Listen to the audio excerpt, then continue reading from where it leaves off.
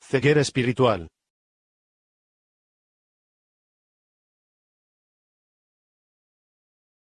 Hijo de Dios. Continuando con los temas de ceguera espiritual, hoy trataremos el de Hijo de Dios. En los tiempos de Jesús vemos un claro ejemplo de ceguera espiritual, donde algunos judíos hicieran que se cumpliera una profecía sin saber que ellos mismos estaban cumpliendo esa profecía sobre Jesús.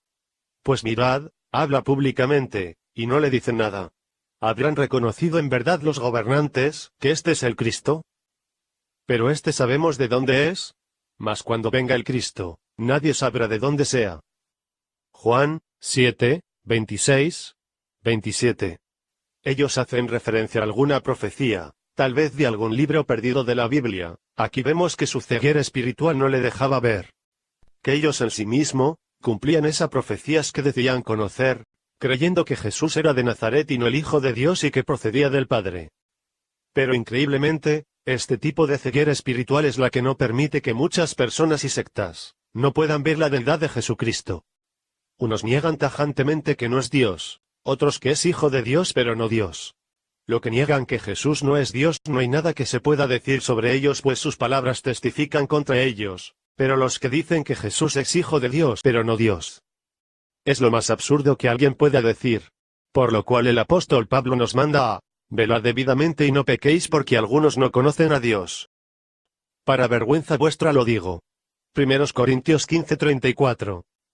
Porque las cosas invisibles de Él, su eterno poder y su deidad, se hacen claramente visibles desde la creación del mundo, siendo entendidas por medio de las cosas hechas, de modo que no tienen excusa. Romanos 1, 20. Si Jesús es el Hijo de Dios pero no es Dios, esto es para despojar a Jesucristo de su deidad, entonces ¿cómo podemos verificar el versículo anterior que nos dice que su deidad y poder son entendidas por medio de las cosas hechas? Observemos en una tabla comparativa de un hombre o alguna planta o animal hecho por Dios.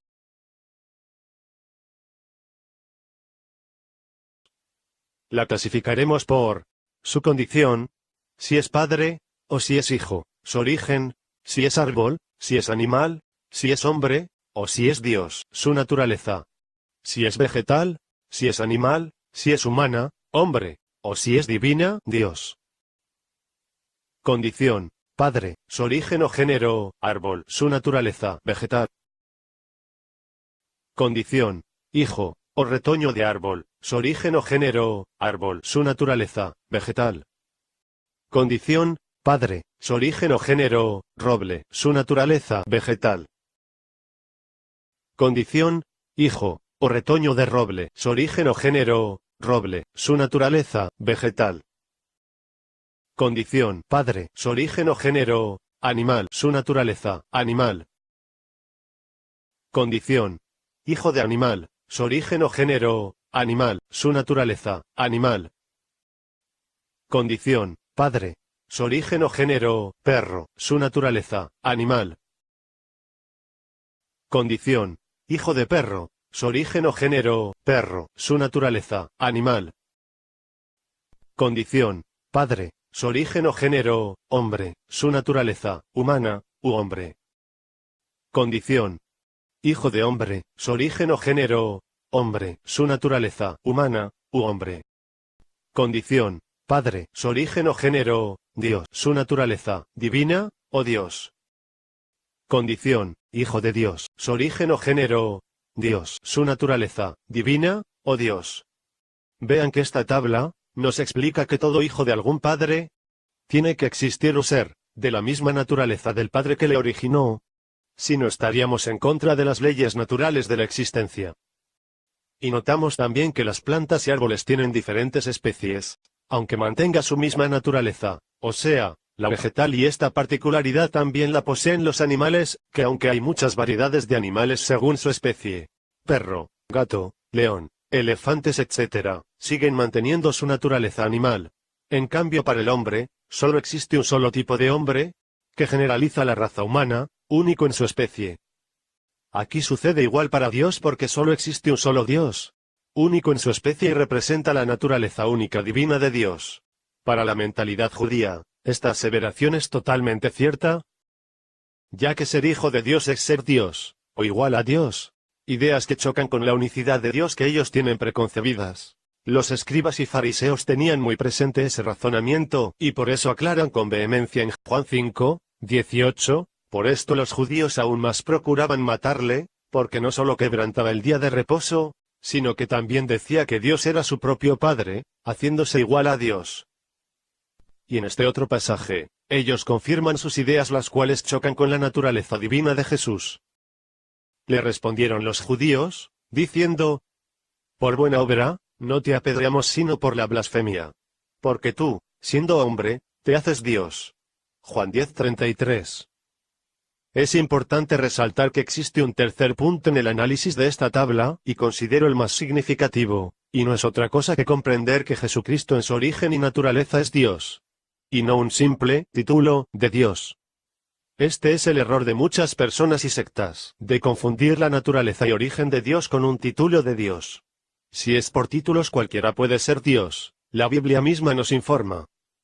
Pues aunque haya algunos que se llamen dioses, sea en el cielo, o en la tierra, como hay muchos dioses y muchos señores, 1 Corintios 8, 5. La historia nos da testimonio de hombres, que se consideraron Dios. Muchos faraones se le consideraban Dios o hijo de Ra, el dios Sol, los emperadores romanos que eran considerados dioses después de muerto.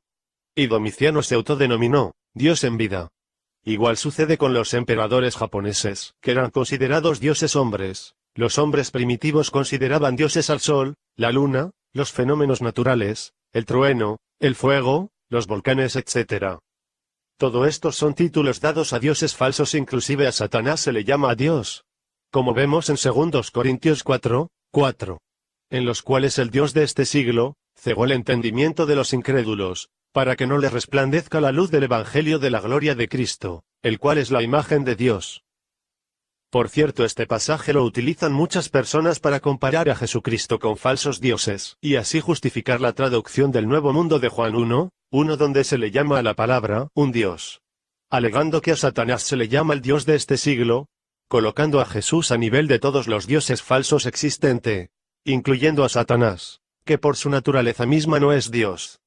Olvidando lo que nos dice la santa palabra de Dios en 2 Corintios 6, 14, 15, no os unáis en yugo desigual con los incrédulos.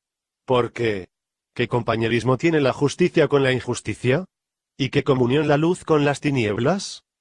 ¿Y qué concordia Cristo con Belial? ¿O qué parte el creyente con el incrédulo? Todos ellos son dioses falsos, que por su naturaleza no son dioses. Como lo dice Gálatas 4, 8. Ciertamente, en otro tiempo, no conociendo a Dios, servíais a los que por naturaleza no son dioses. Pero Jesucristo es Dios no solamente por su poder creador como se puede ver a lo largo de las Escrituras, sino por su origen y su naturaleza divina, como constatamos en el análisis de esa tabla.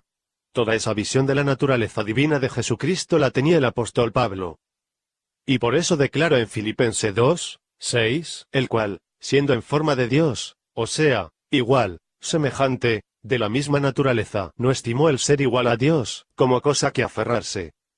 Si aún no logras ver la naturaleza divina de Jesús, por lo menos deberías pensar en estas interrogantes. ¿Quién hizo el universo? Juan 1, 3. Colosenses 1, 16. Hebreos 1, 2.